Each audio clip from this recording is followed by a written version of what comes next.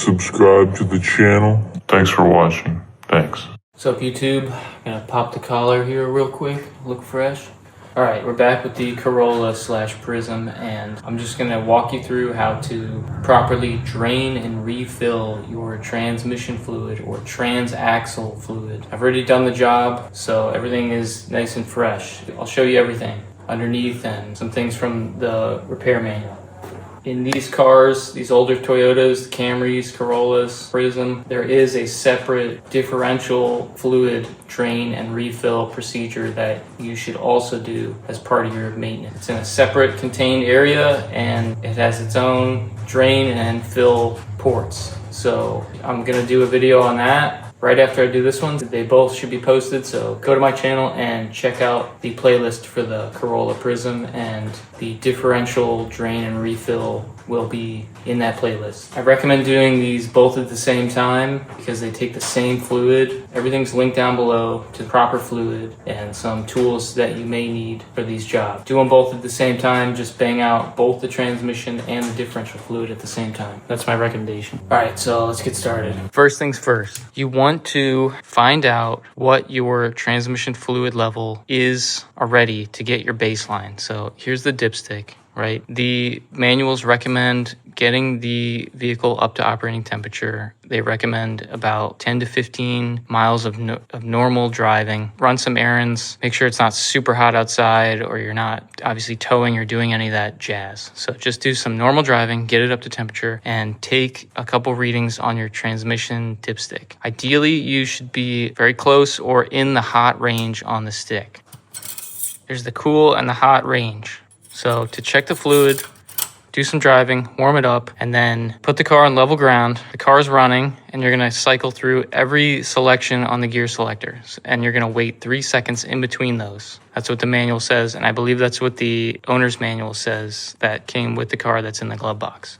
So you're gonna go from park, 3 seconds, reverse 3 seconds, neutral 3 seconds, drive 3 seconds, 2, low, yada, yada, yada, and then do the same thing all the way back up into park. Take your reading. You want to be ideally very close to hot or in that hot range. Okay, so regardless of if you're dead on hot, you want to take note of your initial reading now, because in a perfect world, you're just going to drain the transmission pan, measure how much you removed, and then refill that same exact amount. And so if you're starting perfect, then you're going to end perfect, because this can be a little tricky dance. If you think you're low to begin with, make really good notes and compare that with how much you drain out. So that's the first step. Find out where you're at with the fluid now. Next step, obviously I have a lift, so it's on the lift, but safety first, jack stands, get it supported, be careful. All right, so I've got the Haynes manual here, and I'm on page 1-1. If you see transaxle, they're basically saying transmission. First, determine what vehicle you have. Okay, mine is an automatic, and it's a 3-speed with no overdrive. They also make an automatic in a 4-speed that has the overdrive, okay? So that's a 3-speed with an overdrive. And then they make a manual transmission. So in my case, 3-speed,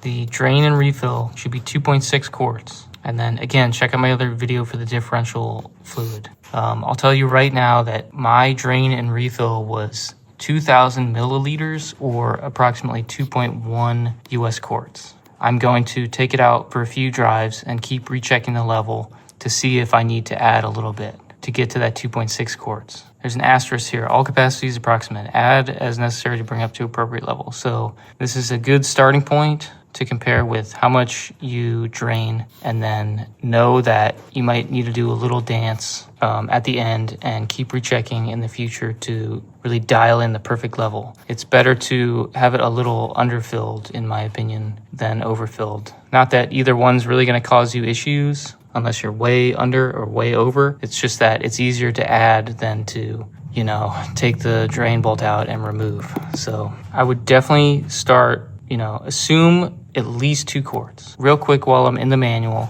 you can add these two up and you can see that it's a little over a gallon. So I would get at least 4 quarts, and I'll link down below to the correct fluid, which is Dexron 3. That's what the transmission and the differential take, and also the power steering. They all take the same fluid. So use the links down below. What I did was I got 1 gallon, okay, and then 1 quart. And that allowed me to pretty much do all my fluids, all of my systems that take that Dexron type fluid. I did the power steering, the transmission pan, drain and refill, and the differential drain and refill. Okay, if you have any more questions about this, leave a comment down below and I answer every comment. So if you have questions about capacity or the type of fluid, let me know. Let me show you underneath the car now. All right, so the one thing you are gonna need that you might not have is a 10mm Allen key or hex key socket. This is a 3/8 drive. I'm gonna link to this set down below, which comes with 3/8 drives, Allen keys in SAE and metric, and 3/8 drive star bit or Torx bit sockets. So you get all 3 of those in the set, and it's been a really good set so far. But 10mm, okay? Okay, so looking under the car from the front, okay, on the left is your oil pan, this solid black one over here on the passenger side. If you look to the driver's side, this is your transmission pan. It's got like its own little like skid plate here with these little punch outs. So that's what you're looking for, okay? If you come back, your bolt is probably rusty. I cleaned mine up on the wire wheel, but this is the drain bolt for the transmission pan. This is where you're gonna utilize the 10mm Allen key. If yours is rusty, then get a little hammer or with your ratchet, just tap it up in there so you get a full seat in this drain bolt, okay? Sometimes also with this type of plug, you can gently just give it some love taps to just give you an easier time to crack it loose. This is your drain. The fill is gonna be the dipstick tube from above. All you're gonna need to do is get your socket, crack this free, take your drain bolt out, get your catch pan, catch all your fluid. I have that yellow catch pan over there, okay? So I cleaned out that catch pan of any fluids first, and then I drained all the trans pan fluid into there. And then I got a cup like this. Whatever you got, use whatever you got. And then I transferred from the catch pan into here, and it took me a few times, but I measured exactly how many, in my case, milliliters came out. And like I said, I got 2,000 milliliters or about 2.1 US quarts out. Do whatever you need to measure how much came out. You can use an old trans fluid or oil 5-quart container with the graduations on the handle, you know, anything that gives you the measurement. Okay, you've done that, everything's drained. You took a note of how much you took out. All right, so you're gonna come back out under and you're gonna screw back in your drain plug, okay?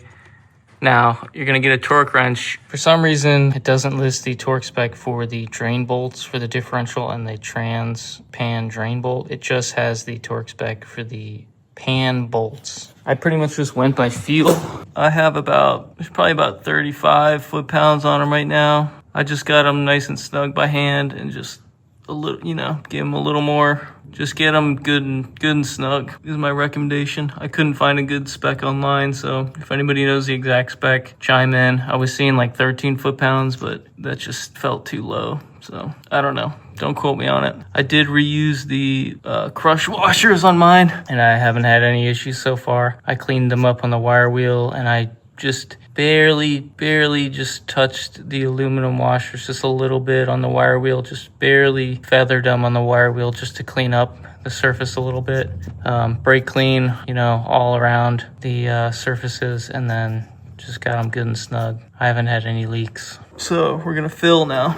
All right, so you're gonna wanna get a funnel that has a small enough neck on it that it can fit into the transmission dipstick. So start with 2 quarts. Know that you might end up going up to like 2.5 quarts, but start there, maybe 2, maybe a little bit more than 2. Like I said, mine was 2.1. And also, like I said, I'm gonna take a few more trips and, you know, monitor the fluid level and check it, you know, after some trips to really dial it in. And so that's what I recommend as well.